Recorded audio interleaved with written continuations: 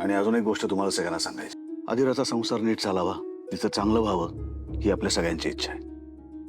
पण एक गोष्ट लक्षात ठेवा, आदिरा आता सरपोतदारांची सून आहे आणि हा निर्णय तिने स्वतः घेतलेला आहे विचार करून. त्यामुळे दरवेळेस आपण तिला पाठीशी घालणं सोडून देऊया.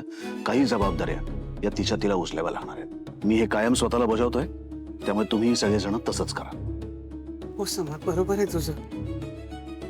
आम्ही नाही विसरणार आहे. माझ्या डॉलसाठी जीव कितीही तुटला ना तरी तरी नाही विसरणार.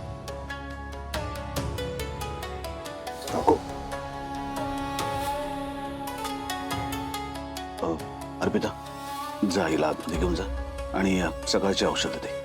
हो दादा.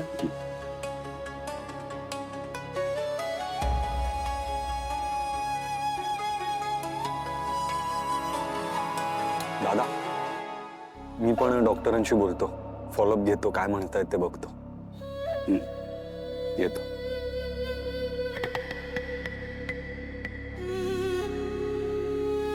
वहिनी, ताई आत्ता तुला जे काय म्हणाली ते प्लीज मनाला लावून घेऊ नकोस.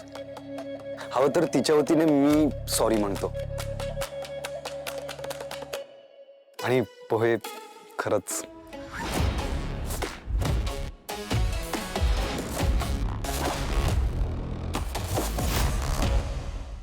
मला अजून विश्वास नाही बसत आहे आपण एकत्र असे बाहेर आलोय. कशी आहेस ग तू? म्हणजे मी तुझ्याशी इतकं तुटक वागते, बोलते, तुला राग नाही कधी येत कधी? तुम्हाला जे वाटलं त्याप्रमाणे तुम्ही वागलात आणि ते चुकीचं नाही असू शकत ना. तुमच्याकडे तुमची त्यासाठीची कारणं असतील आणि ते तुमच्यासाठी योग्यच असणार. पण आजी, खरं सांगू का, आपण अगदी पहिल्यांदा भेटलो ना तेव्हापासून मला असं सख्खी आजी असल्याचं फिलिंग आलंय तुम्हाला बघून. तू राहिलीस का आजी बरोबर? हा, सुरुवातीची काही वर्ष मला छान वाटतं की माझ्या आयुष्यात अशी एक व्यक्ती होती जिने कधीच मला चुकीचंच नाही समजलं. तुला सांगतेस आनंदी, माझ्या सासूबाई होत्या ना, मनाने खूप चांगल्या होत्या. म्हणजे सासूरवास असा कधी त्यांनी केलाच नाही मला. फक्त ना जरा थोडासा संशय असायचा त्यांच्या मनामध्ये. हा, म्हणजे केर काढायला सांगितलं ना तर केर नीट काढलाय की नाही ते जाऊन कोपऱ्यामध्ये जाऊन बघायचे.